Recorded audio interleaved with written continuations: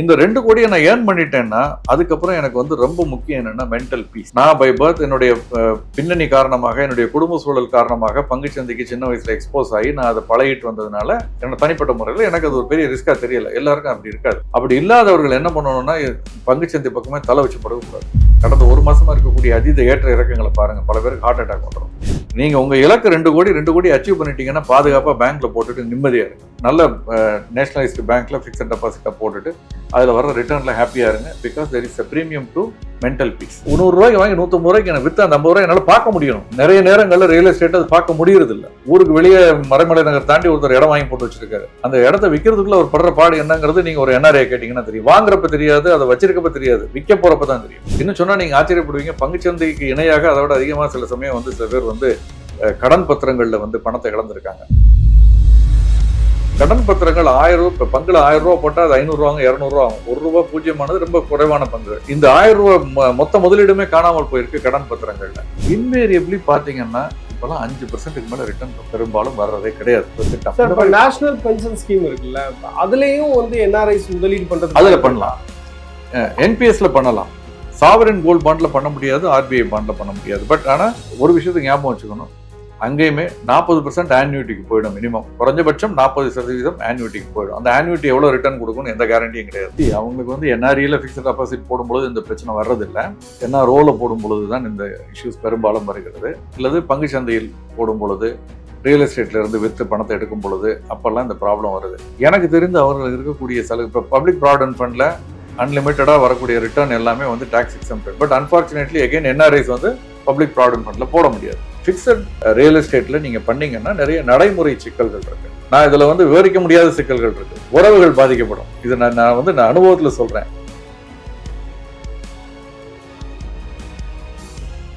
வணக்கம் சார். வணக்கம். 35 வயதாகக்கூடிய ஒரு NRI வந்து 60 வயசுக்கு பிறகு இந்தியாவில் வந்து செட்டில் ஆகணும்னு நினைக்கிறாரு. அப்ப அவருடைய ரிட்டையர்மெண்ட் பிளான் எப்படி இருக்கணும், என்ன மாதிரியான விஷயங்கள்ல அவர் வந்து இன்வெஸ்ட் பண்ணணும்? முதல்ல ஒரு 35 வயதான NRI அவர் எந்த நாட்டில் இருக்காருங்கிறத பொறுத்து தான் அவர் திரும்ப வருவாரா இல்லையாங்கிறதே நமக்கு தெரியும். சில நாடுகள் இப்போ வந்து மத்திய கிழக்கு நாடுகள் அந்த மாதிரி போனாங்கன்னா இங்கே வந்து தான் ஆகணும். வேறு சில நாடுகளுக்கு போனாங்கன்னா போகலாம், வந்துடலாங்கிற ஐடியாவில் போயிட்டு கூட அவங்க கடைசியில் வர்றதில்லை பல நேரங்களில். பட் அஸ்யூமிங் தட் நீங்கள் சொல்கிற மாதிரி வர்றாங்க அப்படின்னு பார்த்தீங்கன்னா அதுக்கு திட்டமிட வேண்டியது வந்து ரொம்ப நிறைய கேர்ஃபுல்லாக பிளான் பண்ணணும். நிறைய NRIs பண்ணக்கூடிய மிஸ்டேக் நான் இங்கே என்ன பார்க்குறேன் அப்படின்னு பார்த்தீங்கன்னா, ஆரம்ப காலங்களில் இங்கே அடிக்கடி வந்து போவாங்க. நாள் ஆக ஆக அங்கே குடும்பம் செட்டில் ஆகி குழந்தைகள் படிக்க ஆரம்பிக்கும் பொழுது அவங்க அடிக்கடி வர்றது குறையும். ஆனால் இந்த முதல்ல அடிக்கடி வந்ததை நம்பி நம்ம வந்தா போனால் தங்குறதுக்கு ஒரு வீடு வேணும்னு சொல்லிட்டு அதுக்கு ஒரு வீடை வாங்குவாங்க. அப்புறம் அதை வந்து பூட்டி போட்டு பாதி நாள் இருக்கும், அதை யாராவது சொந்தக்காரங்கள்ட்ட கொடுத்துட்டு போகிறது. அப்புறம் அது வந்தா போனால் அதை க்ளீன் பண்ணி அது ஒரு பெரிய வேலையாக இருக்குன்னு கடைசியில் அந்த வீடை வாடகைக்கு விட்டுட்டு ஹோட்டலில் தங்குவாங்க. இதுதான் நடக்கிறது. ஸோ நான் சொல்ல ஒரு முதல் விஷயம், நீங்கள் எப்பயாவது வந்துட்டு போகிறதுக்காக ஒரு வீடு வாங்காதீங்க. முதல்லங்க நீங்கள் இங்கே வந்து ஒரு fairly longer period of time, 1 மாதம் 2 மாதம், ஒரு மியூசிக் சீசன் வர்றேன், எனக்கு ஒரு 60 வயசு ஆகிடுச்சு, நான் இங்கே ஒரு 1.5 மாதம் இருந்து கச்சேரியெல்லாம் கேட்க போகிறேன் அப்படின்னா அப்போ அந்த மாதிரியான ஒரு கட்டத்தில் அது ஒத்து வருமே தவிர பிஸியான ஒரு காலகட்டத்தில் இருக்கக்கூடிய உங்களுக்கு அது ஒத்து வராது. ஸோ அது ஒரு ராங் அசெட் அலோகேஷனாக இருக்குங்கிறத நம்ம பார்க்குறோம்.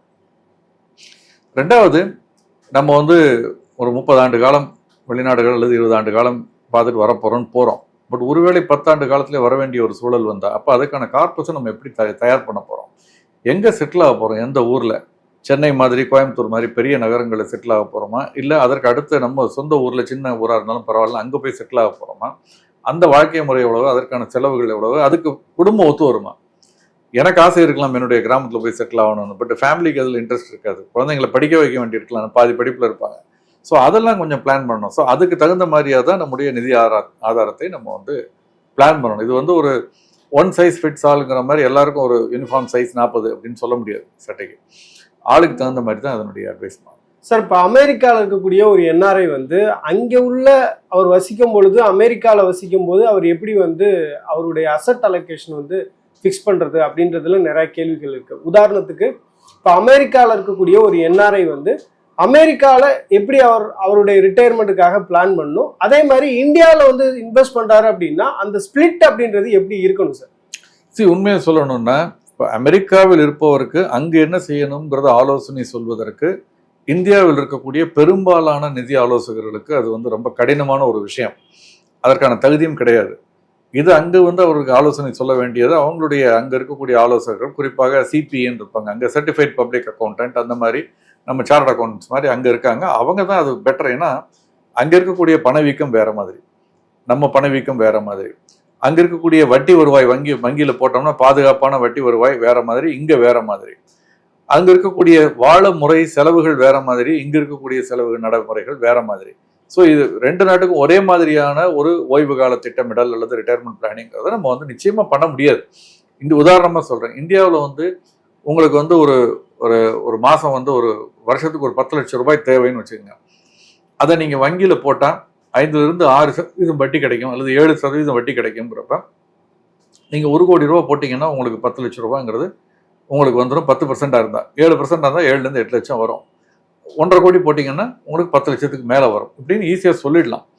இதே அமெரிக்காவில் வந்து அங்கே வட்டி விகிதம் ரொம்ப குறைவு. அப்போ அந்த தொகை வந்து இன்னும் அதிகமாகுது கணிசமாக. அதே சமயத்தில் இந்தியாவில் பணவீக்கம் அதிகம். இப்போ சமீப காலமாக அமெரிக்காவில் பணவீக்கம் அதிகம்ங்கிறத விட்டுருங்க. பொதுவாக பார்த்தா நீண்ட கால அடிப்படையில் அமெரிக்காவில் பணவீக்கம் ரொம்ப குறைவு, இந்தியாவில் அதிகம். ஸோ நான் வந்து வருஷம் என்னுடைய செலவு நடைமுறைகள் ஒரு 5% அதிகமாகும். அமெரிக்காவில் எடுத்தேன்னா அவ்வளோ தேவையில்லை, 2லிருந்து 3% எடுத்துக்கலாம்.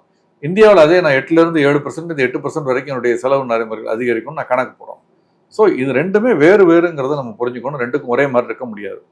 இப்போ கமிங் பேக் டு இது ரெண்டையும் பிரித்து போகிறது. இப்போ இந்தியாவில் எப்படி அப்படின்னு பார்த்தீங்கன்னா, இந்தியாவில் நான் செட்டில் ஆக போகிறது நான் மட்டுமா, அதாவது நான் என்னுடைய மனைவி மட்டுமா, இல்லை என்னுடைய குழந்தைகளும் இங்கே வருவார்களா, வரக்கூடிய காலகட்டத்தில் அவங்க என்ன படிப்பில் இருப்பாங்க, படித்து முடித்திருப்பாங்களா, வேலைக்கு போகிறாங்களாங்க பொறுத்து நான் பண்ணணும். நானும் என்னுடைய மனைவி மட்டும்தான் எல்லா என்னுடைய கடமைகளை முடிச்சுட்டேன், செட்டில் ஆக போகிறேன்னா, அப்போ இந்தியாவில் இருக்கக்கூடிய செலவு நடைமுறைகள் முழுமையாக இந்தியாவில் இருக்க போகிறேன்னா அல்லது 50-50 இந்தியாவில் முழுமையாக இருக்க போகிறேன்னு முடிவு பண்ணிட்டா கட்டாயமாக அது நம்ம அதில் தீர்மானமாக இருந்தோம்னா அதற்கு திட்டமிட்டு முன்கூட்டியே ஒரு வீடு வாங்கிடுறது பெட்டர். அந்த கடைசி நம்ம இன்னும் 5 வருஷத்தில் வரப்போறேன் அல்லது 10 வருஷத்தில் வரப்போறேன்னா க்ளோசர் டு தட். ஏன்னா நம்ம வந்து ஒரு 35 வயதில் நீங்கள் வாங்கக்கூடிய வீடு வேற மாதிரி இருக்கும், உங்களுடைய தேவைகள் வேற மாதிரி இருக்கும், உங்களுடைய ரசனைகளே வேறு மாதிரி இருக்கும். அமெரிக்கா போய் செட்டில் ஆகி ஒரு 10 ஆண்டுகள் ஆன பிறகு உங்களுடைய ரசனையே மாறுபடும், உங்களுடைய வாழும் முறை மாறுபடும், உங்களுடைய ரெக்குயர்மெண்ட்ஸ் மாறுபடும். ஒரு 30 ஆண்டுகளுக்கு முன்பு இந்தியன் கிளாசெட் இருக்குன்னா இப்போ வெஸ்டர்ன் கிளாசெட் தான் நடுத்தர எல்லா வீடுகளிலும் வர ஆரம்பிச்சிருச்சுங்கிறது பார்க்குறோம் நம்ம. அந்த மாதிரி பல விஷயங்கள் மாறும் ஒரு 20 ஆண்டு காலகட்டத்தில், 10 ஆண்டு காலகட்டத்தில். ஸோ நம்ம ரிட்டையர் ஆக போகிறது அல்லது வந்து செட்டில் ஆக போகிறதுக்கு 5லிருந்து 10 ஆண்டுகளுக்குள் தான் அதை முடிவு பண்ணணும். முடிவு பண்ணி அதற்கான சேமிப்பை நம்ம முன்னாலே துவங்கிடலாம். ஸோ ஒரு வீடு கட்டாயம் வேணும். இது முதல்ல ஒரு அடிப்படை. ஏன்னா பணவீக்கத்திற்கு எதிரான தொடர்ந்து ஏறிக்கொண்டிருக்கக்கூடிய வீட்டு வாடகை, இந்த சொத்து விலை, இதுக்கெல்லாம் நம்மளை தற்காத்துக் கொள்வதற்கு அது கட்டாயம் வேணும். நான் எப்படி 35 வயதில் தேவையில்லைன்னு சொன்னனோ, ஆனால் 55 வயதில் நம்ம இங்கே முடிவு செய்துட்டோம்னா அப்புறம் அது தேவை. அதற்கடுத்து பார்த்தீங்கன்னா இதை தவிர எந்த ரியல் எஸ்டேட்டும் வாங்கக்கூடாதுங்கிறது நம்ம முடிவாக இருக்கணும். ஏன்னா நம்முடைய பிள்ளைகள் நம்மளே அமெரிக்காவில் அல்லது வெளிநாடுகளில் பல ஆண்டுகள் இருந்துட்டு வர்றோம். நமக்கே இங்கே இருக்கக்கூடிய ஒரு அரசு அலுவலகத்தில் போய் நின்று டாக்குமெண்ட்டை சேஞ்ச் பண்ணுறது, பேரை மாற்றுறது, பல விஷயங்கள் வந்து கஷ்டமாக இருக்கக்கூடிய ஒரு சூழலில் நம்முடைய பிள்ளைகள் அதை நிச்சயம் வந்து பார்க்க போகிறதே கிடையாது. அப்போ இந்த சொத்து யாருக்கோ போயிடும் கடைசியில். நமக்கு ஒரு உடம்பு முடியாத ஒரு காலகட்டம் வந்து 70, 80, 90 வயசில் அது பார்த்து கூட வரமாட்டாங்க. அவங்க டாலரில் 88 டிவைட் பண்ணி 87 டிவைட் பண்ணிட்டு இவ்வளோ தானே டாலர், இதுக்கு மதிப்பு இல்லைங்கிற லெவலில் தான் அவங்க இருக்க போகிறாங்க. ஸோ நம்ம நிறைய தேவைக்கு மேலே நம்ம பயன்படுத்தக்கூடிய சொத்துக்கு மீறி எந்த சொத்தும் வாங்கக்கூடாதுங்கிறதுல தெளிவாக இருக்கணும். அது ரொம்ப முக்கியம். அதற்கு அடுத்து மிச்சம் இருக்கக்கூடிய பணத்தை நமக்கு வந்து நம்முடைய ஒரு ஆண்டு தேவை எவ்வளோ இருக்கும், ஆண்டு செலவு எவ்வளோ தேவை இருக்கும், அது போல குறைந்தபட்சம் 20 மடங்கான கார்பஸ் நம்ம இன்வெஸ்ட் பண்ணி வச்சுக்கிறது பெட்டர். என்னுடைய ஆண்டு தேவை 10 லட்சம் அப்படின்னா ஒரு 2 கோடி ரூபாயாவது நான் வந்து ஒரு நிரந்தரமான வருவாய் வரக்கூடிய, ஓரளவுக்கு பாதுகாப்பாக உறுதியாக வருமானம் வரக்கூடிய முதலீட்டில் போட்டு வைக்கணும். அது பங்குச்சந்தையிலையோ மியூச்சுவல் ஃபண்ட்லையோ போடுறதுல அர்த்தம் இல்லை. அது ஒரு பாதுகாப்பான முதலீடாக இருக்கணும், ரிஸ்க் இல்லாத முதலீடாக இருக்கணும், ரிஸ்க் குறைவான முதலீடாக இருக்கணும். ரிஸ்க் இல்லாத முதலீடுகள் ரொம்ப குறைவு, ரிஸ்க் குறைவான முதலீடுகள்ல இருக்கணும். அதற்கு திட்டமிடணும். ஸோ இதுதான் என்னுடைய இலக்கு. எனக்கு ஒரு வண்டி வேணும், இவ்வளோ அமௌண்ட் என்னுடைய ஆண்டு செலவை போல் 20 மடங்கு எனக்கு வேணும், ஒரு வீடு இருக்கும். இது இருந்தால் ஓரளவுக்கு அவங்க வந்து இந்த ரிட்டையர்மெண்ட் பிளானை பற்றி இது பண்ணலாம். இப்போ H1B விசாவில் வந்து போகிறாங்க, இப்போ யூஎஸ் போகிறாங்கன்னு வச்சுக்கோங்களேன். இப்போ யூஎஸ் போயிட்டு ஒரு 2-3 வருஷத்தில் வந்து அவங்க வந்து ஒரு கார்பஸ் சேர்த்து சொந்த ஊரில் வந்து ரியல் எஸ்டேட்டில் இன்வெஸ்ட் பண்ணுவாங்க, விவசாயம்லாம் வாங்குறதுக்கு ட்ரை பண்ணுவாங்க, இல்லை வந்து வீடு கட்டுறதுக்கு ட்ரை பண்ணுவாங்க, இந்த மாதிரி பண்ணுவாங்க. அதுக்கடுத்து வந்து கிரீன் கார்டுக்கு அப்ளை பண்ணுவாங்க. இது வந்து ஒரு ப்ராசஸ்ன்னு வச்சுக்கோங்களேன்.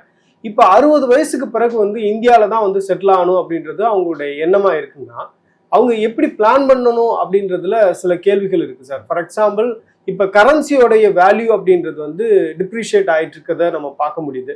அப்போ அவங்க சம்பாதிக்கக்கூடிய பணத்தை வந்து என்ன மாதிரியான அசட் அலோகேஷன்ல இன்வெஸ்ட் பண்ணா ஓரளவு 60 வயசுல வந்து அவங்களால ஒரு நிம்மதியான வாழ்க்கையை வாழ முடியும்? இப்போ நீங்க கரெக்டா சொல்லிட்டீங்க. அதாவது ஒரு இங்க இன்வெஸ்ட் பண்றது வந்து அந்த கரன்சி அப்ரிசியேஷனோட அதிகமா இருக்கணும், அப்பதான் அது பிரயோஜனம். ஸோ அந்த மாதிரி பார்த்தோம்னா வந்து நிச்சயமா வந்து நீண்ட கால அடிப்படையில் பங்குச்சந்தை வந்து அந்த மாதிரியான ஒரு ஆதாயத்தை கொடுத்துருக்கு. கரன்சி அப்ரிஷியேட் ஆகிறத விட அதிகமான அப்ரிசியேஷன் வந்து பங்குச்சந்தை கொடுத்துருக்கு. ஸோ வயது குறைவானவராக இருந்தால் இந்திய பங்குச்சந்தையில் முதலீடு செய்யறதுல தப்பே கிடையாது. வயது அதிகமாக அந்த முதலீட்டை குறைச்சிக்கிட்டு ஃபிக்ஸட் ரிட்டர்னுக்கு மாற்றுறதுங்கிறது அசட் அலோகேஷன் சொல்லுவோம். அதோட டைனமிக் அசட் அலோகேஷனை யங்காக வச்சு சின்ன வயசில் வச்சுக்கிட்டு வயசு ஆக ஆக ஒரு ஃபிக்ஸடாக மாற்றி ஃபிக்ஸட் இன்கமுக்கு நிறைய கொண்டு போயிட்டு ஈக்விட்டியை குறைச்சிக்கிறதுங்கிறது பெட்டர். இது ஒன்று. ரெண்டாவது, விவசாய நிலங்கள் வாங்குறதில்ல, பூர்வீக சொத்தை விற்கிறதுல பிரச்சனை இல்லை. விவசாய நிலங்கள் வாங்குறதுல பல மாநிலங்களில் வெளிநாடு வாழ் இந்தியர்களுக்கு நிறைய, குறிப்பாக ஓவர்சீஸ் சிட்டிசனாக இருந்தால் நிறைய சிக்கல்கள் இருக்கு. அதெல்லாம் கவனத்தில் எடுத்துக்கிட்டு தான் அவங்க வந்து அதெல்லாம் பண்ணணும்னு நான் நினைக்கிறேன். அவங்களுடைய அசட் அலோகேஷன்ங்கிறது சின்ன வயசில் மட்டுமல்லாது கொஞ்சம் வளர வளர பெரிய அளவில் வந்து பங்குச்சந்தையை நோக்கி 45 வயது 50 வயது வரைக்கும் இருக்கிறது நல்லது.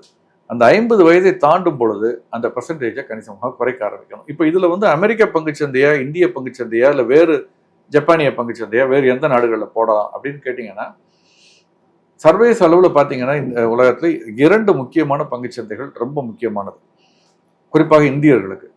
ஒன்று இந்திய பங்குச்சந்தை, இன்னொன்று அமெரிக்க பங்குச்சந்தை. ஏன் சார் சிங்கப்பூர் மார்க்கெட் இல்லையானா எத்தனை கம்பெனி அங்கே பட்டியலிடப்பட்டிருக்கு? அந்த ஊர் நிறுவனங்கள் எத்தனை நிறுவனங்கள் அங்கே பட்டியலிடப்பட்டிருக்கு, அது எத்தனை வந்து விலை ஏற்ற இறக்கத்தில் இருக்குது, அதனுடைய சந்தை ஒட்டுமொத்த டோட்டல் அட்ரஸபிள் மார்க்கெட்டுங்கிறது சொல்கிறோம் டேம்னு. டோட்டல் அட்ரஸபிள் மார்க்கெட் எவ்வளவு? இந்தியாவில் டோட்டல் அட்ரஸபிள் மார்க்கெட் 150 கோடி.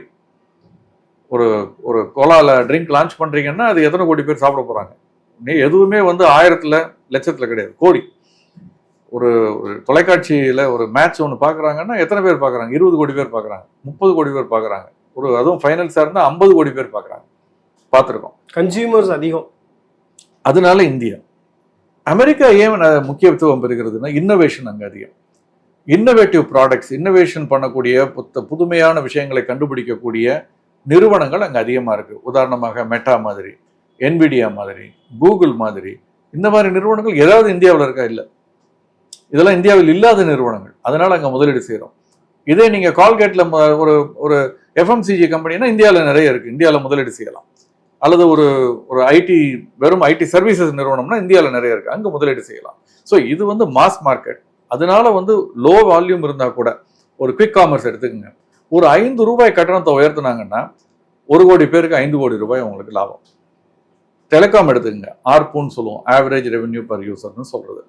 அது 200 ரூபாய் இருந்தது ஒரு நிறுவனத்துக்கு, இப்போ 250 ஆயிருக்கு ஒரு கால ஓட்டத்தில் 2 வருஷத்துல. 50 ரூபா ஏறி இருக்குன்னா அவங்கள்ட்ட இருக்கக்கூடிய 48 கோடி பேர் சப்ஸ்கிரைபர்ஸ் அல்லது 50 கோடி பேர் சப்ஸ்கிரைபர்ஸ் இன்ட்டு 50 ரூபா நீங்க போட்டு பாருங்க எத்தனை கோடி வந்து அவங்களுக்கு லாபம் வருது அப்படிங்கிறது. வெறும் 50 ரூபா ஒரு ஆளுக்கு கூட்டுறதன் மூலமாக 50 கோடி பேருக்கு அதை பெருக்கும் பொழுது எத்தனையோ 1000 கோடிகள் ஆண்டுக்கு அவங்களுடைய லாபம் கூடுகிறது. ஸோ இது மாஸ் மார்க்கெட். ஆனால் இன்னோவேஷன் அதிகமாக நிகழாத ஒரு மார்க்கெட்டாக இருக்குது. அதனால ப்ரீமியைசேஷன் இங்கே இல்லை. எந்த ஒரு ப்ராடக்ட்லையுமே வந்து 1 ரூபாய் பொருளை 10 ரூபாய்க்கு இங்கே விற்க முடியாது, யாரும் வாங்க மாட்டாங்க. நீங்கள் அதே வந்து அங்கே வந்து இப்போ ஒரு சிடியில் ஒரு சாஃப்ட்வேர் ஒரே ஒரு தடவை கஷ்டப்பட்டு வேலை பார்த்து பண்ணிவிட்டு அதுக்கப்புறம் அதை ஒரு சிடி கிடையாது, இப்போ எல்லாமே டவுன்லோட் தானே க்ளவுடில். ஸோ அந்த மாதிரி அவங்க வந்து பணம் பண்ண முடிகிறது.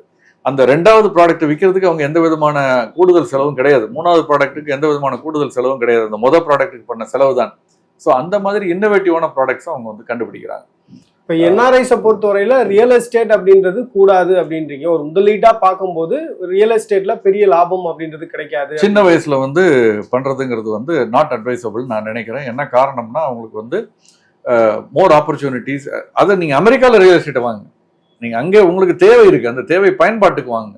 இந்தியாவில் வந்து நான் இங்க வந்து தங்க போறேன், நீங்க முதலீடுங்கிறது வேற, தங்குறதுக்கு வேற. நிறைய பேர் முதலீடு தங்குறதையும் குழப்பிக்கிறாங்க. நான் வந்தா போனா தங்கலாம், இன்வெஸ்ட்மெண்டாகவும் இருக்கட்டும், அப்படி அது ஒர்க் அவுட்டே ஆகாது. அது விற்கிறதுக்கு அவங்க படுற கஷ்டம் என்னங்கிறது எனக்கு தெரியும்.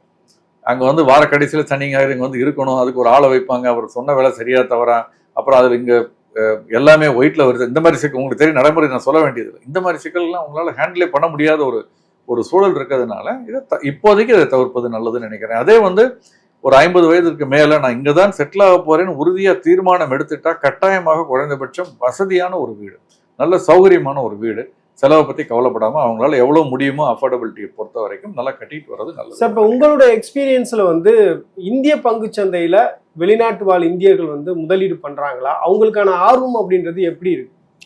மிகப்பெரிய அளவுல வெளிநாடு வாழ் இந்தியர்கள் முதலீடு செய்யறாங்க. நேரடியாகவும் செய்யறாங்க, மறைமுகமாகவும் செய்யறாங்க. ஆல்டர்னேட் இன்வெஸ்ட்மெண்ட் ஃபண்ட்ஸ் மூலமா வருது, மியூச்சுவல் ஃபண்ட்ஸ் மூலமா வருது, பங்குச்சந்தைக்கு நேரடியாக வருகிறது. ஸோ அது மாதிரி நிறைய பெரிய அளவில் வந்து இங்கே வர ஆரம்பிச்சிருக்கிறது நம்ம பார்க்க முடிகிறது. முதல்ல எஃப்ஐஐஸ்ன்னு சொல்லக்கூடிய அவங்க மட்டும் தான் முதலீடு செய்து கொண்டிருந்தார்கள். அதற்கு பிறகு என்ஆர்ஐஸ் மெல்ல மெல்ல பார்க்க ஆரம்பித்தார்கள். இன்னைக்கு என்ஆர்ஐஸ் எல்லாருமே, அது வந்து அமெரிக்கான்னு இல்லை, மிடில் ஈஸ்ட், சிங்கப்பூர், மலேசியா மாதிரி நாடுகள், எல்லா நாடுகளில் இருந்தும் மிகப்பெரிய அளவில் இந்தியாவை பார்க்க துவங்கி இருக்கிறார்கள். காரணம் என்னன்னா, கோவிட் காலகட்டத்தில் அந்த ஒரு காலாண்டை தவிர்த்து பார்த்தீங்கன்னா, ஓரிரு காலாண்டுகளை தவிர்த்து நம்முடைய பொருளாதார வளர்ச்சி மற்ற நாடுகள் பின்தங்கிய போது கூட நம்முடைய வளர்ச்சி மிகப்பெரிய வளர்ச்சியாக இருந்ததை பார்த்துருக்காங்க. ஸோ பொதுமக்களுக்கான தேவை இருக்கு, வளர்ந்து வரக்கூடிய இளைஞர்கள் இங்கே இருக்காங்க, அவங்களுக்கான தேவையை பூர்த்தி செய்யக்கூடிய ஒரு லெவலில் நிறுவனங்கள் இருக்கு. ஸோ நிறைய உற்பத்தி இருக்கு. குவிக் காமர்ஸ் எடுத்துங்க, இது ஒரு வெற்றி பெறும்னு 10 ஆண்டுகளுக்கு முன்பு நினைச்சிருக்க முடியாது. இன்னைக்கு வந்து அதுதான் ஒவ்வொருடைய தொலைபேசி எடுத்து பார்த்தீங்கன்னா அதுதான் இன்னைக்கு ஒரு மிகப்பெரிய ஒரு இதாக இருக்குது. ஸோ இந்த மாதிரி பல விதத்தில் வந்து இங்கே ஒரு வளர்ச்சி இருக்கிறதுனால என்ஆர்ஐஸ் வந்து இந்தியாவை மிக கவனமாக பார்க்க ஆரம்பிச்சிருக்காங்க.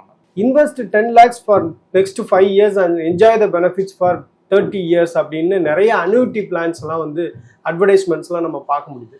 இவங்கெல்லாம் வந்து யாரை டார்கெட் பண்றாங்க அப்படின்னா, இந்த மாதிரி அட்வர்டைஸ்மெண்ட்ஸ் எல்லாம் என்ஆர்ஐஸை வந்து டார்கெட் பண்ணி அவங்களுடைய ஸ்பௌஸுக்கு, அவங்களுடைய ரிட்டையர்மெண்ட் லைஃபுக்கு வந்து ஒரு செக்யூரிட்டி கொடுக்குற மாதிரியான விளம்பரங்கள் தான் இதெல்லாம். இந்த மாதிரி அன்யூட்டி பிளான்ஸை நம்பி என்ஆர்ஐஸ் வந்து இன்வெஸ்ட் பண்றது அப்படின்றது சரியான முடிவா இருக்குமா? அப்படி இல்லை அப்படின்னா வேற என்னென்ன ஆல்டர்னேட்டிவ் மெத்தட்ஸ் இருக்கு? எனக்கு இந்த ஆன்யூட்டி ஸ்கீம்ஸ்ல புரியாது என்னன்னா, நீ வருஷத்துக்கு 1 லட்சம் கட்டு, மொதல் 5 வருஷம், அதுக்கடுத்து சொல்றாங்க அடுத்த 5 வருஷம் எதுவுமே கட்ட வேண்டாம், உடனே 5 வருஷம் கட்ட வேண்டாமா அப்படின்னு நம்ம சந்தோஷமாயிடுறோம். அப்புறம் 10 வருஷத்துக்கு அப்புறம் உனக்கு நான் வந்து 7% ரிட்டர்ன் வர்ற மாதிரி தரேன். 7% இப்போ யாரும் கொடுக்கறதில்ல, 6% ரிட்டர்ன் வர்ற மாதிரி தரேன். இதுல ஒரு விஷயத்த மறந்துடுறோம், நம்ம பணத்தை போட்டு 10 வருஷம் கழிச்சு தான் நமக்கு ரிட்டர்னே வருது. இந்த 10 ஆண்டுகளுக்கான ரிட்டர்ன் என்ன இருக்கும்? இது பெருகி இருக்கும் இல்லையா, பல்கி பெருகி இருக்கும். அந்த தொகை மீது நமக்கு என்ன வருமானம் வருது? இன்வேரியபிளி பார்த்தீங்கன்னா இப்போலாம் 5%க்கு மேலே ரிட்டர்ன் பெரும்பாலும் வர்றதே கிடையாது. ஓகே, ஸோ அதுக்கு எதுக்கு நம்ம அங்கே போய் போடணும் அப்படிங்கிற ஒரு கேள்வி எழாமல் இல்லை. அது ஓகே அப்படின்னு நினைக்கிறவங்க அங்கே போகலாம். இந்த ஸ்கீம்ஸ் எல்லாம் ஒரு 10 ஆண்டுகளுக்கு முன்பு அப்போ ஜீவன் சாந்தின்னு இப்போ இன்னும் வேற மாறுபட்டது இருக்கு. அந்த மாதிரி சில ஸ்கீம்ஸ் அப்பெல்லாம் இருந்தது. அதெல்லாம் ஒரு நல்ல வருமானத்தை கொடுத்தது. அன்னைக்கு இருக்கக்கூடிய ரேட்டோட கம்பேர் பண்ணையில ஒரு நல்லா இருந்தது. சொல்லலாம் சில பேர் இன்னைக்கு இருக்க ரேட்டோட கம்பேர் பண்ணையில ஃபியூச்சர்ல இது நல்லா இருக்கும் அப்படின்னு. But I don't think so. என்னை பொறுத்த வரைக்கும் வந்து வங்கிகளில் பாதுகாப்பாக நம்ம பணத்தை போட்டு, இப்போ உதாரணமாக இப்போ என்ஆர்ஐஸ் போட முடியாது, மத்திய ரிசர்வ் வங்கியினுடைய ஆர்பிஐ கடன் பத்திரம் இருக்கு. இந்தியாவில் வந்து செட்டில் ஆனதுக்கப்புறம் ஒரு போடலாம். அதில் இன்னைக்கு தேதிக்கு 8%க்கு மேலே அதுக்கு 8.05% இன்ட்ரெஸ்ட் கிடைச்சிக்கிட்டு இருக்கு. 6 மாதத்துக்கு ஒரு முறை கொடுக்குறாங்க. 7 ஆண்டுகள் காலகட்டம் நினைக்கிறேன். இது வந்து மத்திய ரிசர்வ் வங்கியே கொடுக்கக்கூடிய ஒரு திட்டம். நேஷனல் பென்ஷன் ஸ்கீம் இருக்குல்ல, அதுலயும் வந்து என்ஆர்ஐஸ் முதலீடு பண்றது, அதுல பண்ணலாம், என்பிஎஸ்ல பண்ணலாம், சாவரின் கோல்ட் பாண்ட்ல பண்ண முடியாது, ஆர்பிஐ பாண்ட்ல பண்ண முடியாது. பட் ஆனால் நேஷனல் பென்ஷன் ஸ்கீம்ல பண்ணலாம். 50,000 ரூபாய், 1.5 லட்சம் ரூபாய் அந்த ஏடிசிசிடி, அதில் 1 and 2 ரெண்டுலையும் அதில் பண்ண முடியும் அவங்களால. அது வந்து அதுக்கு வந்து டேக்ஸ் பெனிஃபிட் இருக்கு. பட் அவங்களுக்கு பெரும்பாலும் தேவைப்படாது, இருந்தால் பயன்படுத்திக்கலாம். அது வந்து ஒரு 18 வயசுல இருந்து 60 வயசுக்குள்ள இருந்தாங்கன்னா அவங்க பண்ணலாம். ஒரு விஷயத்தை ஞாபகம் வச்சுக்கணும், அங்கேயுமே 40% ஆன்யூட்டிக்கு போயிடும். மினிமம் குறைஞ்சபட்சம் 40% ஆன்யூட்டிக்கு போயிடும். அந்த ஆன்யூட்டி எவ்வளோ ரிட்டர்ன் கொடுக்கும்னு எந்த கேரண்டியும் கிடையாது. என்னுடைய எஸ்டிமேஷன் இன்னொரு 15, 20, 30 ஆண்டுகள் கழித்து 35 வயசுன்னு சொல்றீங்க, அவருக்குலாம் ஒரு 20 வருஷம் கழிச்சு பார்த்தீங்கன்னா, 25 வருஷம் கழிச்சு பார்த்தீங்கன்னா 3லேருந்து 4% ரிட்டர்ன் கிடைச்சா ரொம்ப பெரிய விஷயம். ஓகே, அன்னைக்கு பணவீக்கம் எவ்வளோ இருக்குன்னு நம்ம சொல்ல முடியாது. அமெரிக்கா மாதிரி போன 2-3 வருஷம் முன்னாடி இருந்த மாதிரி 2% இருக்குமா, இல்லை இப்போ இருக்க மாதிரி 6-7% இருக்குமா, என்ன இருக்குங்கிறது நமக்கு தெரியாது. சார், இப்போ என்ஆர்ஐஸை பொறுத்தவரையில் ஃபிக்ஸ்டு டெபாசிட்டை தாண்டி நிறைய டாக்ஸ் ஃப்ரீ ரிட்டர்ன்ஸ் தரக்கூடிய ஸ்கீம்ஸ் ஏதாவது இருக்கா அப்படின்னு தேடுறாங்க. அந்த மாதிரி இப்போ டாக்ஸ் ஃப்ரீ ரிட்டர்ன்ஸ் தரக்கூடிய ஸ்கீம்ஸ் போஸ்ட் ஆஃபீஸ்லையோ இல்லை வேற விதமான முதலீட்டு திட்டங்கள்லையோ இருக்கா அவங்களுக்கு? இல்லை, அவங்களுக்கு வந்து என்ஆர்இல ஃபிக்ஸ்டு டெபாசிட் போடும்பொழுது இந்த பிரச்சனை வர்றதில்லை. என்ஆர்ஓவில் போடும் பொழுது தான் இந்த இஷ்யூஸ் பெரும்பாலும் வருகிறது. இல்லது பங்கு சந்தையில் போடும் பொழுது, ரியல் எஸ்டேட்லேருந்து விற்று பணத்தை எடுக்கும் பொழுது அப்போல்லாம் இந்த ப்ராப்ளம் வருது. பொதுவாக பார்த்தீங்கன்னா அவங்களுக்கு வந்து இப்போ அவங்களுக்குன்னு இல்லை, நமக்குமே எல்லாருக்குமே வரி சலுகைகள்ங்கிறது கிட்டத்தட்ட ரொம்ப எடுத்துட்டாங்க. இந்த நியூ ரெஜிம் வந்ததுக்கு அப்புறமா ஆல்மோஸ்ட் நில்லுங்கிற லெவலுக்கு வந்துருச்சு. எனக்கு தெரிந்து அவர்கள் இருக்கக்கூடிய இப்போ பப்ளிக் ப்ராவிடன்ட் ஃபண்டில் அன்லிமிட்டடாக வரக்கூடிய ரிட்டர்ன் எல்லாமே வந்து tax exempted. But unfortunately again NRIs வந்து பப்ளிக் ப்ராவிடன்ட் ஃபண்டில் போட முடியாது. சாவரின் கோல்ட் பாண்டில் போட்டால் 7 வருஷம் முடிச்சு 8வது வருஷம் அது மெச்சூரிட்டி ஆகி பணத்தை எடுக்கும் பொழுது அதுக்கு வந்து கேபிட்டல் கெயின் வந்து complete exempted. But NRIs again அதில் போட முடியாது. ஸோ இந்த மாதிரி சில சிக்கல்கள் இருக்குது. அது தளர்த்தணும்னு நான் நினைக்கிறேன் அரசாங்கம். அது பண்ண முடியாத சிச்சுவேஷனில் இன்னைக்கு என்ன இருக்குது அப்படின்னு கேட்டிங்கன்னா, அவங்கள என்ஆர்ஐஸை பொறுத்த வரைக்கும் பங்குச்சந்தையில் செய்யக்கூடிய முதலீடு நீண்ட கால அடிப்படையில் இருந்தால் ஓராண்டிற்கு பின்னர் விற்கும் பொழுது ஒவ்வொரு ஆண்டும் 1.5 லட்சம் ரூபாய்க்கு டேக்ஸ் எக்ஸம்ஷன், 100% டேக்ஸ் கிடையாது. ஒரு ஆண்டு போன வருஷம் முதலீடு செய்துட்டு ஓராண்டிற்கு பிறகு இந்த வருஷம் விற்கிறீங்க, அதில் வரக்கூடிய லாபம் 1.5 லட்சம் ரூபாய் அப்படின்னா 10 லட்சம் ரூபாய்க்கு வாங்கி 11,25,000 விற்றீங்கன்னா அந்த 1.5 லட்சத்துக்கு முழுமையாக வருமான வரி கிடையாது. 10 லட்சம் உங்களுடைய மூலதனம், அதுக்கு எப்படியும் வருமான வரி கிடையாது. 1.5 லட்சத்துக்கு வருமான வரி கிடையாது. இது வந்து ஒவ்வொரு ஆண்டும் இந்த டாக்ஸ் ஹார்வெஸ்டிங் அவங்களால பண்ண முடியும்னு வச்சுக்கோங்க. இந்த கரெக்டாக அதுக்குள்ளே வர்ற மாதிரி விற்று லாபத்தை பதிவு செய்து எடுத்துக்கிட்டு இருந்தாங்கன்னா அந்த 1.5 லட்சம் ரூபாங்கிறது ஒரு டாக்ஸ் பெனிஃபிட். அதை தாண்டி போகும்பொழுது கூட டாக்ஸ் கம்மி தான், 12%. Of course double taxation avoidance agreement இருக்கக்கூடிய நாடுகளுக்கு அது மாறுபடும். பட் அது இல்லைன்னா இது வந்து 12% இங்கே இருக்கக்கூடியது அவங்க வந்து இந்த டிடிஏல இருக்கிறதுனால அவங்களுக்கு அது ஒரு பெனிஃபிட்டாக கிடைக்கும். சார், இப்போ இந்தியாவில் வந்து தான் ரிட்டையர் ஆகணும் அப்படின்னு பிளான் பண்ணக்கூடிய ஒரு கப்புள்ஸ், ஒரு அமெரிக்காவில் இருக்கக்கூடிய கப்புள்ஸ் வந்து அவங்க என்னதான் செய்யறது, எப்படி தான் அவங்க வந்து பிளான் பண்றது? ஏன்னா பொதுவாக வந்து என்ன சொல்லுவாங்க அப்படின்னா, இன்னைக்கு சினாரியோவில் வந்து ரிட்டையர் ஆகணும் அப்படின்னா இந்தியாவில் ரிட்டையர் ஆகுங்க, இப்போ உங்களுக்கு வந்து 12 lakhs வரையும் டாக்ஸ் ஃப்ரீ ரிட்டர்ன்ஸ் கொடுக்குறாங்க.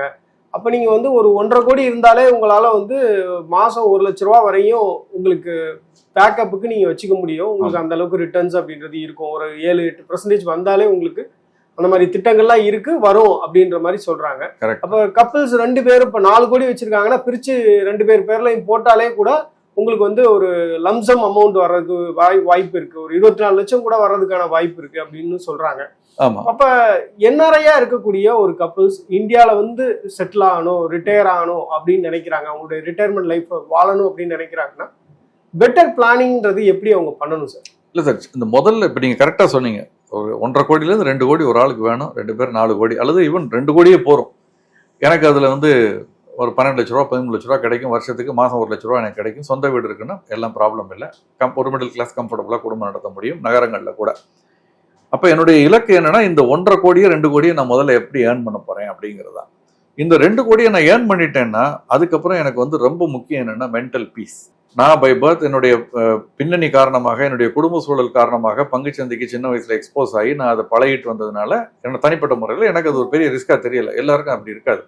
அப்படி இல்லாதவர்கள் என்ன பண்ணணும்னா, பங்குச்சந்தை பக்கமே தலை வச்சு படக்கூடாது. கடந்த 1 மாசமா இருக்கக்கூடிய அதீத ஏற்ற இறக்கங்களை பாருங்க, பல பேருக்கு ஹார்ட் அட்டாக் வந்துடும். நீங்க உங்க இலக்கு 2 கோடி அச்சீவ் பண்ணிட்டீங்கன்னா பாதுகாப்பாக பேங்க்ல போட்டுட்டு நிம்மதியா இருங்க. ரியல் எஸ்டேட் கூட வேண்டாம், பங்குச்சந்தையும் வேண்டாம், நல்ல நேஷனலைஸ்டு பேங்க்ல ஃபிக்ஸட் டெபாசிட்டை போட்டுட்டு அதில் வர்ற ரிட்டர்னில் ஹாப்பியாக இருங்க. Because there is a premium to mental piece. மன அமைதி ரொம்ப முக்கியம். எங்கேயாவது ஒன்றில் போட்டுட்டு மனம் டபுள் ஆகும்னு போட்டுட்டு பாதியாக ஆனச்சுன்னா வந்து ஹெல்த்தை ஸ்பாயில் பண்ணிட்டு அதுக்கு போய் 10 லட்சம் 20 லட்சம் செலவு பண்ணுறது சரியா இருக்காது. சிம்பிள் மெசேஜ் அப்படின்னா, நீங்க இருக்கக்கூடிய நாடுகள்ல இப்போ நீங்க யூஎஸ்ல இருக்கீங்கன்னா யூஎஸ்ல எப்படி 2 கோடி 4 கோடி சம்பாதிக்கிறதுக்குன்னு வழியை பாருங்க, அங்கே வந்து முதலீடு பண்ணுங்க, இந்தியா பக்கம் வராதிங்க. நீங்க ரிட்டையர் ஆகி இந்தியாவுக்கு வர்றீங்க அப்படின்னா உங்களுக்கு வந்து அதுக்கான இன்ஸ்ட்ருமெண்ட்ஸ் இருக்கு அப்படின்னு சொல்றீங்க? இல்ல இந்தியா பக்கம் வராதீங்கன்னு சொல்ல மாட்டேன். இந்தியா பக்கம் வந்தா பங்குச்சந்தை மியூச்சுவல் ஃபண்ட்ல வாங்க. நீண்ட கால அடிப்படையில் முதலீடு செய்வதற்கு பங்குச்சந்தையோ மியூச்சுவல் ஃபண்ட்லயோ வாங்க. இல்ல கோல்டு இடிஎஃப்லாம் இருக்குது. கோல்டு வந்து நீங்க அங்கேயும் பண்ணலாம், இங்கேயும் பண்ணலாம். கோல்டு இடிஎஃப் இங்க இருக்குது, அதுல பண்ணலாம். கோல்டு எக்ஸ்சேஞ்ச் ட்ரேடட் ஃபண்ட்ல பண்ணலாம். தங்கம் சார்ந்த சில முதலீடுகள்லாம் அவங்களால பண்ண முடியும். அதை பண்ணுங்கன்னு சொல்றேன். ஃபிக்ஸட் ரியல் எஸ்டேட்ல நீங்க பண்ணீங்கன்னா நிறைய நடைமுறை சிக்கல்கள் இருக்கு. நான் இதில் வந்து விவரிக்க முடியாத சிக்கல்கள் இருக்கு. உறவுகள் பாதிக்கப்படும். இது நான் அனுபவத்தில் சொல்கிறேன். அண்ணன் தம்பி சண்டை பாதி வர்றது இந்த பிரச்சனையினால. அவன் அமெரிக்காவில் இருக்கான், நல்லா சம்பாதிக்கிறான், ஏன் இதை 20,000 என்கிட்ட வாடகை கேட்குறான், 17,000 எனக்கு கொடுக்கக்கூடாதான் பாரு முதல்ல. அங்கேருந்து ஆரம்பிக்கும் பிரச்சனை. விற்க போகிறப்ப ஏன் 10 லட்சத்துக்கு 8 லட்சம் என்கிட்ட கொடுத்தா என்ன, என்கிட்ட 2 லட்சம் கம்மியாக கொடுக்கக்கூடாதான் பாரு. அடுத்தது நம்ம அவரை வச்சு தான் விற்கணும். ஏன்னா நம்ம அவரை நம்பி தான் அமெரிக்காவில் இருக்கோம். அண்ணன் தான் பார்த்துக்கணும், அல்லது தம்பி தான் பார்த்துக்கணும். ஸோ வேற வழி இல்லாமல் அவருக்கு உதவி செய்யறதுக்கு நம்ம பண்றதுல தப்பு இல்லை. ஆனால் நம்மளே வந்து அந்த 2 கோடியை சேர்க்காத ஒரு லெவலில் இன்னும் இருக்கோம்னு வச்சுக்கோங்க. 1.5 கோடியை சேர்க்காத லெவலில் இன்னும் இருக்கோம்னா அப்போ நம்ம சிக்கல் அவங்களுக்கு புரியாது. அவங்களெல்லாம் பொறுத்த வரைக்கும் ஒரு அமெரிக்காவில் இருக்கார், ஒரு பிரமாதமா இருக்காரு, ரொம்ப சந்தோஷமா இருக்காரு, ஏன் நமக்கு இது பண்ணக்கூடாது, அவ்வளவுதான் தெரியுமே தவிர அமெரிக்காவில் வந்து குழந்தைகளை படிக்க வைக்கிறதுக்கு எவ்வளோ பெரிய செலவாகுது, அந்த செலவுக்கு எவ்வளோ கடன் வாங்குறாங்க, அதுக்கு எவ்வளோ வட்டி கட்டுறாங்க, இந்த விஷயங்கள் இங்கே இருக்கவங்க பாதி பேருக்கு தெரியாது. ஸோ இந்த சிக்கல்கள்லாம் இருக்கு. இதெல்லாம் நீங்க ஒரு முதலீடுங்கிறப்ப 100 ரூபாய்க்கு வாங்கி 150 ரூபாய்க்கு எனக்கு வித்து அந்த 50 ரூபாய் என்னால் பார்க்க முடியணும். நிறைய நேரங்கள்ல ரியல் எஸ்டேட் அது பார்க்க முடியறது இல்லை. ஊருக்கு வெளியே மறைமலை நகர் தாண்டி ஒருத்தர் இடம் வாங்கி போட்டு வச்சிருக்காரு. அந்த இடத்த விற்கிறதுக்குள்ள ஒரு படுற பாடு என்னங்கிறது நீங்க ஒரு என்ஆர்ஐ கேட்டீங்கன்னா தெரியும். வாங்குறப்ப தெரியாது, அதை வச்சிருக்கப்ப தெரியாது, விற்க போறப்ப தான் தெரியும். ஸோ இந்த மாதிரி நடைமுறை சிக்கல்கள் இருக்கிறதுனால நான் இந்தியாவுக்கு வாங்க, நிச்சயம் முதலீடு செய்யணும். இந்தியா உங்கள் முதலீட்டை எதிர்பார்த்து காத்திருக்கிறது. இந்திய நிறுவனங்கள், corporates, stock market, mutual funds, இதில் தங்கம், நீங்க இந்த மாதிரி சார்ந்த முதலீடுகள் நீங்க பண்ணுங்க. உங்களுக்கு மருத்துவ காப்பீடு வேணுமா எடுத்துக்கங்க. இந்தியாவில் வரையில் போயில காப்பீடு வேணுமா அதை எடுத்துக்கோங்க. ஓகே, அங்கே ஆயுள் காப்பீடு எடுத்துக்கோங்க. இதை தவிர நீங்க பண்ணக்கூடிய முதலீடுகள் இந்த 1.5 கோடி 2 கோடி இலக்கை அடைவதற்கு பெரும்பாலும் இந்த பங்குச்சந்தை சார்ந்த முதலீடுகள் இந்தியாவிலேயோ இல்லை அங்கேயோ நீங்க பண்ணுங்க. சார், இப்போ பூர்வீக சொத்து இந்தியாவில் நிறைய இருக்கு. அவர் ஒரு என்ஆர்ஐயா இருக்காரு. அப்போ அந்த சொத்துக்களை உடனடியாக விற்கணும்னு அவர் முடிவு பண்ணணுமா, இல்லை அது ஒரு அசட்டா இருக்கட்டும், நம்ம புது சொத்துக்களை வாங்க வேணாம், ரியல் எஸ்டேட்ல இன்வெஸ்ட் பண்ண வேணாம் அப்படின்ற ஒரு முடிவு அவர் எடுப்பது நல்லதா? ஐடியலி பூர்வீக சொத்தை வச்சுக்கிட்டு அவர் வாங்காம இருக்கிறது தான் நல்லது. பட் என்ன பிரச்சனை வரும்னா, பூர்வீக சொத்துக்கள் இந்தியாவில் டாக்குமெண்ட்ஸ்ல பல சிக்கல்கள் இருக்கு. எங்க பெரிய தாத்தாவும் சின்ன தாத்தாவும் சேர்த்து வாங்கியிருப்பாரு. அப்புறம் எங்க அப்பா பேர்ல மாத்தாம இருக்கும். பெரியப்பா ஊர்ல இருந்திருப்பாரு, அவர் பேர்ல மாத்திருப்பாரு. எனக்கு இருக்கு, நாங்க போனா தங்கலாம் வரலாம், பட் என் பேர்ல ப்ராப்பர்ட்டி இருக்காது. இந்த மாதிரி நிறைய நடைமுறை சிக்கல்கள் வரும். இது என் தலைமுறையை தாண்டி அடுத்த தலைமுறை போறப்ப அவங்களுக்கு பார்க்க நேரம் இருக்காது. இது யார் கையிலயோ போய் மாட்டிக்கும். ஸோ பூர்வீக சொத்தா இருந்ததுன்னா அங்க யார் இருக்காங்களோ ஊர்ல, நான் என்ன சொல்றேன், இப்ப இன்னும் ஒரு ஸ்டெப் சொல்றேன், 10 லட்சத்து 8 லட்சம் கேட்கறான்னு சொல்றேன். இல்லை, கேட்டா கொடுத்துறது பெட்டர். பூர்வீக சொத்து நானும் நீ அண்ணன் தம்பி 10 லட்சம் மார்க்கெட் வேல்யூ, நீ 8 லட்சத்துக்கு எடுத்துக்க. நல்லா, எனக்கு கணக்குல பார்க்க கூடாது, நீ எனக்கு பணத்தை கொடுத்துரு, பணமாவது கையில சேரும். இல்லைன்னா இந்த 8 லட்சமும் வராது இன்னும் 10 வருஷம் கழிச்சு, 15 வருஷம் கழிச்சு. ஏன்னா நம்ம குழந்தை அதை பார்க்க போறது இல்லை. அமெரிக்காவில் இருக்கக்கூடிய அங்கு பிறந்து வளர்த்த உங்கள் குழந்தை இங்க பெரியப்பாவோட நெகோசியேட் பண்ணி அதை ஒரு பொறுமையா இருந்து மாச கணக்குல அதெல்லாம் அங்கெல்லாம் பண்ண போறது கிடையாதுங்கிறப்ப கை நழுவி போயிடும். ஸோ பூர்வீக சொத்தை விற்கணுங்கிறது சரியான முடிவு இல்லைன்னா கூட ப்ராக்டிக்கலா பார்த்தா வேற வழி இல்லாமல் அதுதான் நிகழும் நான் நினைக்கிறேன். சார், இப்போ எப்படி ரிட்டையர்மெண்ட்டுக்கு எப்படி நம்ம பிளான் பண்ணணும் அப்படின்றது சொன்னீங்க. இப்போ ரிட்டையர்மெண்ட் ஆயாச்சு, இப்போ போஸ்ட் ரிட்டையர்மெண்ட் அவங்களுடைய அசட் அலோகேஷனை எப்படி அவங்க பிளான் பண்ணணும்னு நினைக்கிறீங்க? போஸ்ட் ரிட்டையர்மெண்ட் நம்முடைய இலக்கை அடைஞ்சிட்டோம்னா, நான் சொன்ன மாதிரி எனக்கு 10 லட்சம் வருஷத்துக்கு வேணும், 12 லட்சம் வேணும், அதுக்குள்ள தேவையான 1.5 கோடி 2 கோடி என்கிட்ட இருக்குன்னா அதற்கு பிறகு ரொம்ப கவனமா இருக்கணும். நம்ம எங்கேயாவது பணத்தை இழப்பதற்கு வாய்ப்புள்ள ஒரு முதலீடு இருக்குன்னா, பங்குச்சந்தைன்னு இல்லை, இன்னும் சொன்னா நீங்க ஆச்சரியப்படுவீங்க, பங்குச்சந்தைக்கு இணையாக அதை விட அதிகமாக சில சமயம் சில பேர் கடன் பத்திரங்கள்ல பணத்தை இழந்திருக்காங்க. டிஹெச்எஃப்எல்னு ஒரு நிறுவனம், இன்னும் சில நிறுவனங்கள் பெண்டிங்ல இருக்கு கேஸ், அதனால நான் பேர் சொல்ல விரும்பல.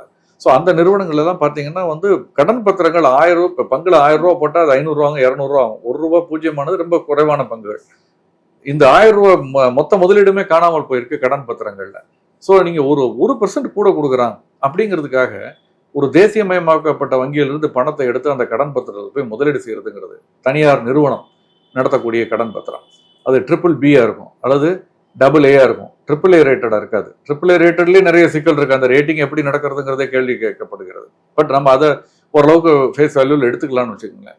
அதை தாண்டி இந்த 1% கூட கொடுக்குறான், 9% கொடுக்குறான், 9.5% கொடுக்குறாங்க அப்படின்னு சொல்லிட்டு சில கடன் பத்திரங்கள்ல முதலீடு செய்யறப்ப ரொம்ப கவனமா இருக்கணும். என்ன கேட்டா, அந்த கடன் பத்திரங்கள்ல ரிஸ்க் எடுத்து முதலீடு செய்யறதுக்கு உங்கள் அன்றாட வாழ்க்கையில் உங்களோட சம்பந்தப்பட்ட நிறுவனங்களுடைய பங்குகள்ல நீங்க முதலீடு செய்யறது பெட்டர். உங்களுக்கு தெரியும், நான் இத்தனை வருஷமா இந்த டூத் பேஸ்ட்டை பயன்படுத்திக்கிட்டு இருக்கேன், அல்லது இத்தனை வருஷமா நான் இந்த நிறுவனத்துல பெட்ரோல் போட்டுக்கிட்டு இருக்கேன், அல்லது இந்த வாகனத்தை பயன்படுத்திக்கிட்டு இருக்கேன், அது நல்லா தான் இருக்கு.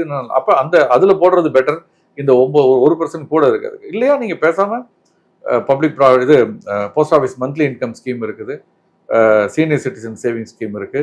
இந்த மாதிரியான விஷயங்கள்ல உங்களுக்கு எலிஜிபிலிட்டி இருக்குது. நீங்க செட்டில் ஆகி லோக்கல் ரெசிடென்ட் ஆயிட்டீங்கன்னா நீங்க அதுல போட்டு. நேஷனலைஸ்டு பேங்க்ஸ்ல ஒரு 7-8% வரையும் சீனியர் சிட்டிசன்ஸ்க்குலாம் கொடுக்குறாங்கன்னு வச்சுக்கோங்களேன். இப்போ அதே மாதிரி ஸ்மால் ஃபினான்ஸ் பேங்க்ல பார்த்தோம்னா அதை விட கொஞ்சம் கூடுதலாக கொடுக்குறாங்க. அப்போ இந்த ரிட்டையர்ட் ஆனவங்க என்ன பண்றாங்க அப்படின்னா, அவங்க நிறைய ஸ்மால் ஃபினான்ஸ் பேங்க்ஸ்ல இந்த மாதிரி அவங்களுடைய எஃப்டியை போட்டு வைக்கிறாங்க. அந்த அப்ரோச் அப்படின்றது சரியா? நிச்சயமா தப்பே இல்லை. குறைஞ்சபட்சம் அதிகபட்சம் 5 லட்சம் ரூபாய்க்குள்ள அவங்களுடைய இன்வெஸ்ட்மெண்ட்டை லிமிட் பண்ணிக்கிட்டாங்கன்னா, ஏன்னா 5 லட்சம் ரூபாய் வரைக்கும் காப்பீடு இருக்கு. உத்தரவாதம் இல்லை, காப்பீடு இருக்கு. உத்தரவாதம்ங்கிறது வேற, வங்கியை கொடுக்கறது, எந்த வங்கி உத்தரவாதம் கொடுக்கறது கிடையாது. It is not guaranteed. But அந்த வங்கி ஒருவேளை திவாலானால் அந்த 5 லட்சம் ரூபாய் காப்பீட்டு தொகையிலிருந்து கொடுக்கப்படும். Deposit insurance credit guarantee corporation இருக்குல்ல, அவங்க கொடுத்துருவாங்க.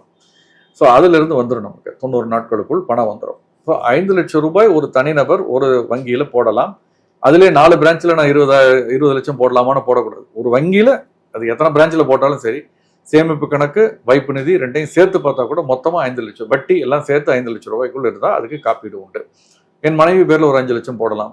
ஸோ 10 லட்சம் போடலாம். அந்த மாதிரி ஒரு 4 பேங்க்ல போட்டால் 40 லட்சம் போடலாம். இதில் இருக்கக்கூடிய சிக்கல் என்னன்னா, இந்த மாதிரி ஒரு 6-7 பேங்க்ல போட்டுட்டீங்க, எந்தெந்த பேங்க்ல இருந்து எப்போ வட்டி வந்தது, கரெக்டாக வந்துச்சா, கால்குலேஷன் கரெக்டாக இருக்கா, இதெல்லாம் ஃபாலோ பண்ணி ட்ராக் பண்ண உங்களுக்கு நேரம் இருக்கணும், அதுக்கு ஆர்வம் இருக்கணும். இருந்தால் இதுதான் சரியான அணுகுமுறை. அந்த ஆர்வம் இல்லை, அல்லது நீங்க அதை சரியா பண்ண மாட்டீங்க, பணத்தை விட்டுருவீங்கன்னா எங்கேயாவது ஒரு குவார்டர் கிரெடிட் பண்ணாம விட்டு அப்படி விடுவாங்களா சார்லாம் கேட்காதீங்க. ஒரு நிறுவனத்துல, நான் சொல்றது தனியார் நிறுவனத்துல கடன் பத்திரங்கள் வாங்கி ஒரு அரை ஆண்டுக்கு உள்ள வட்டி வராம இருந்திருக்கிறதெல்லாம் பார்த்துருக்கேன். ரொம்ப ரெப்யூட்டட் நிறுவனம், AAA ரேட்டட் நிறுவனம், பெரிய ப்ரொமோட்டர்ஸ் உள்ள நிறுவனம் அகில இந்திய அளவுல. அதுக்கப்புறம் கேட்டு வாங்கியிருக்காங்க. ஸோ இந்த மாதிரி நிகழ்வதற்கான வாய்ப்புகள் இல்லாமல் எல்லாம் இல்லை. ஸோ ஆனால் நீங்க கேட்டு வாங்கிட முடியும் அது, ஆனா நீங்க ட்ராக் பண்ணிட்டு இருக்கணும். ஸோ உங்களுடைய எனக்கு வந்து வேணுங்கிறது 10 லட்சம் தான் சார். 2 கோடியை போட்டால் எனக்கு ஆல்ரெடி 15 லட்சம் வருது. நான் எதுக்கு சார் தலை மண்டை உடச்சிட்டு ஒரே ஒரு இன்வெஸ்ட்மெண்ட்டை 2 கோடி மொத்தமாக ரிசர்வ் பேங்க் ஆஃப் இந்தியா பாண்ட்ல போட்டுட்டு நிம்மதியாக இருக்கேன் சார் அப்படின்னு இருக்குது ஒரு அப்ரோச். இல்லை எனக்கு நான் 5 லட்சமா பிரித்து போட்டு கூடுதலாக ஒரு இன்கம் வருதுன்னா, ஒரு வருஷத்துக்கு 2 லட்சம் கூட வருதுன்னா, நான் அது ஒரு தான தர்மம் பண்ணலாம், ஒரு நல்ல காரியத்துக்கு பயன்படுத்தலாம், அல்லது எனக்கே கூட ஒரு நல்ல ஒரு லக்ஸுரியஸாக ஒரு ட்ரிப் போயிட்டு வரலாம். ஆனால் இந்த மண்டை உடைய நான் வந்து குடைச்சல பார்த்துக்கிறதுக்கு ரெடியாக இருக்கேன் அப்படின்னா இதுக்கு வரணும். சரி, இது அதனாலதான் சொல்றேன், எல்லாமே எல்லாருக்கும் பொதுவான ஒரு தீர்வுங்கிறது சொல்ல முடியாது. அவங்களுடைய மைண்ட் செட்டை பொறுத்து, அவங்க என்ன எதிர்பார்க்கறாங்கிறத பொறுத்து ஒரு பொதுவான ஒன்று சொல்லலாம். அதுக்கு விதிவிலக்குகள் உண்டு. வியூவர்ஸ், இந்த வீடியோ உங்களுக்கு பிடிச்சிருக்குன்னு நான் நம்புறேன். Thank you sir. நன்றி. மேலும் ஈடி தமிழ் சேனல்ல வரப்போகும் பிசினஸ் மற்றும் அது ரிலேட்டடான வீடியோவை பார்க்க உடனே கீழே இருக்க சப்ஸ்கிரைப் பட்டனை கிளிக் பண்ணுங்க.